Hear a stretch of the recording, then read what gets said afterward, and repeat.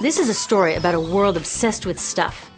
It's a story about a system in crisis. We're trashing the planet, we're trashing each other, and we're not even having fun. The good thing is that when we start to understand the system, we start to see lots of places to step in and turn these problems into solutions.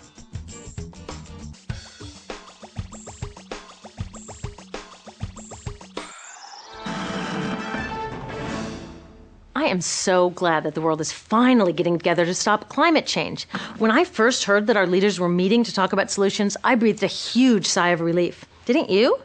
Then I said, wait a minute, what exactly are they planning to do about this problem? So I looked into it. And I gotta tell you, not all the solutions they're working on are what I'd call solutions. In fact, the leading solution, known as Cap&Trade or emissions trading, is actually a huge problem. Now, I know this is the last thing you want to hear, but the future of our planet is at stake, so we gotta take the time to understand what's going on here. Okay, meet the guys at the heart of this so-called solution.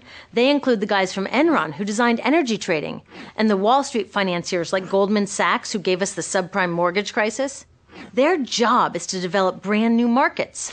They stake their claims, and then when everyone and their grandmother wants in, they make off with huge amounts of money as the market becomes a giant bubble and bursts. Well, their latest bubble just burst, and now they have a new idea for a market: trading carbon pollution. They're about to develop a new $3 trillion bubble. But when this one bursts, it won't just take down our stock portfolios. It could take down everything. So how does Cap&Trade work? Well, pretty much all serious scientists agree that we need to reduce the amount of carbon in the atmosphere to 350 parts per million if we want to avoid climate disaster. In the US, that means reducing our emissions by 80%, maybe even more, by 2050. 80%! Now, the problem is that most of our global economy runs on burning fossil fuels, which releases carbon. The factories that make all our stuff, the ships and trucks that carry it around the world, our cars and buildings and appliances, and just about everything. So how are we going to reduce carbon 80% and not go back to living like Little House on the Prairie?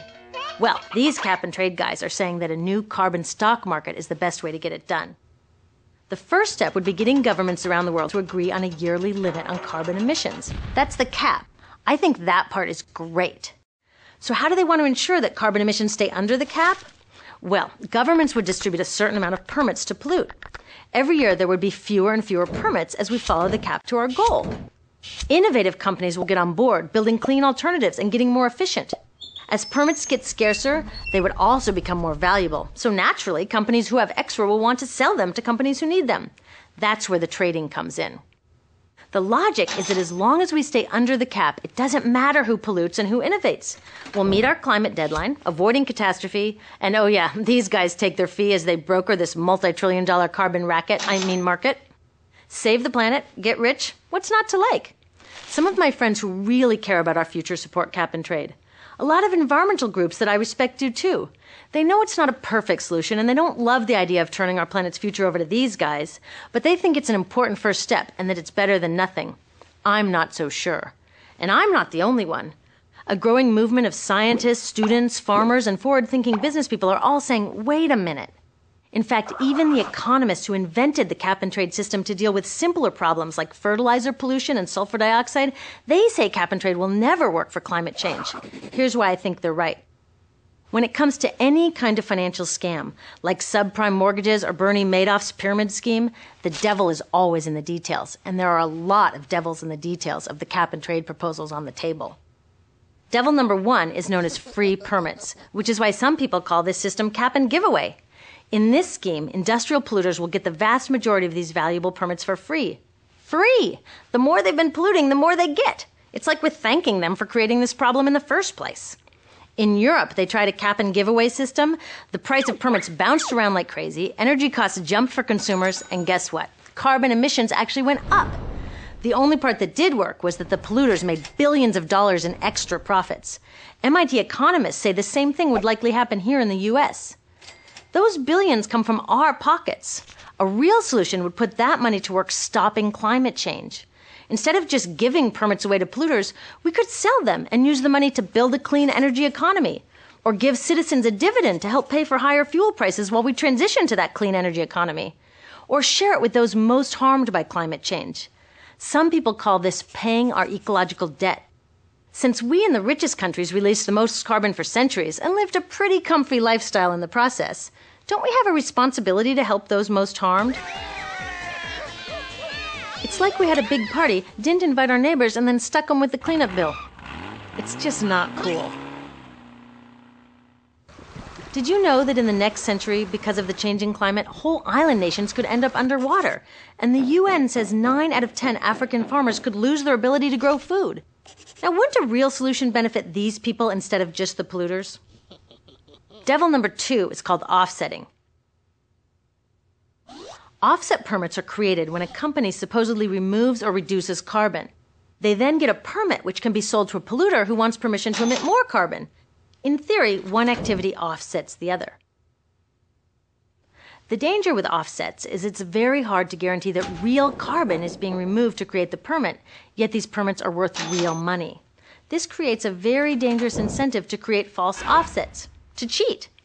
Now, in some cases, cheating isn't the end of the world. But in this case, it is. And already there's a lot of cheating going on. Like in Indonesia, Sinar Mas Corporation cut down indigenous forests, causing major ecological and cultural destruction. Then they took the wasteland they created and planted palm oil trees. Guess what they can get for it? Yep, offset permits. Carbon out? No. Carbon in? You bet. Companies can even earn offsets for not doing anything at all. Like operators of a polluting factory can claim they were planning to expand 200%, but reduce the plans to expand only 100%.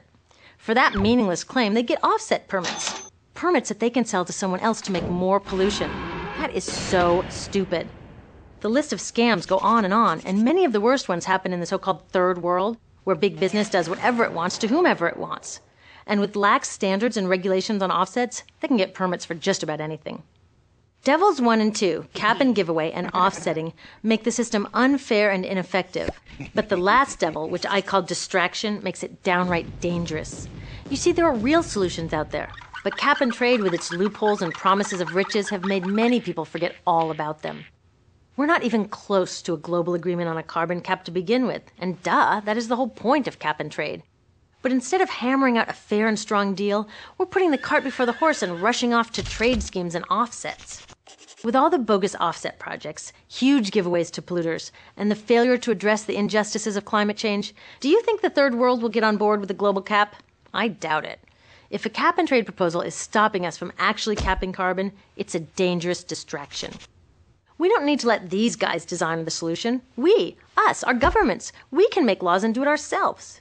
In my country, we already have a law, the Clean Air Act, that confirms that carbon is a pollutant which our environmental agency is allowed to cap.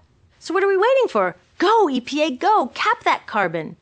Instead, a U.S. cap-and-trade law proposed in 2009 guts the Clean Air Act, leaving it to the market to fix the problem.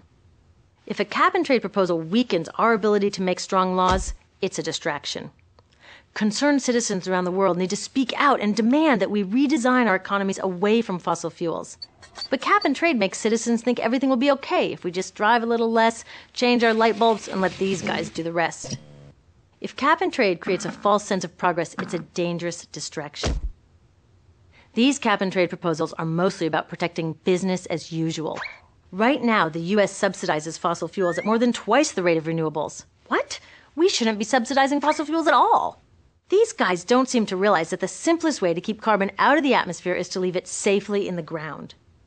U.S. Congressman Rick Boucher, a well-known friend of the coal industry, voted for cap and trade. He said it strengthens the case for utilities to continue to use coal. No law that encourages coal use can stop climate change. Period. Solid caps, strong laws, citizen action, and carbon fees to pay off ecological debt and create a clean energy economy. That's how we can save our future. The next time someone tells you that cap and trade is the best we're going to get, don't believe them. Better yet, talk to them. They probably want a future safe from climate change too.